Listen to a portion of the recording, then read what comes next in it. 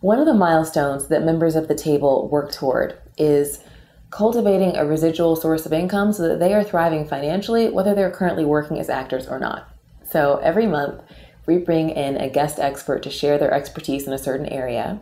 And we recently brought in David Maurice Sharp. He is a finance and investing expert, and he's the author of The Thriving Artist, Saving and Investing for Performers, Artists, and the Stage and Film Industries.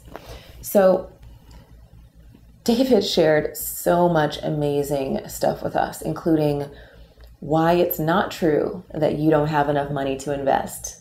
You do have enough money to invest no matter how much money you have, and really how to get started investing on the cheap, just to get in there and get started.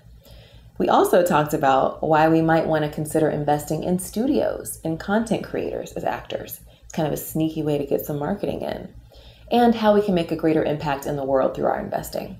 So at the end of our training, David outlined 3 steps that he feels like each and every actor needs to start doing right away, in fact, to end this feast or famine mentality that's so common for us as artists. And this was just so good that I pulled an excerpt from the training to share with you today. So I hope you enjoy this, and I wish you so much success as you build your financial wellness plan. Are there any sort of regular money habits or practices that you would suggest that we incorporate just as a start to our monthly hit list to Definitely. kind of our One, journey?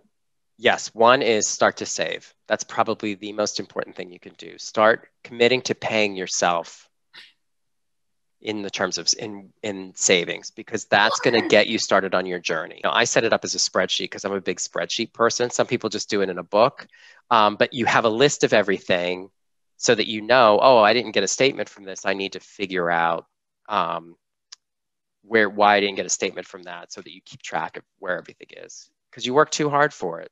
Make sure that you know where it is and what it's doing for you.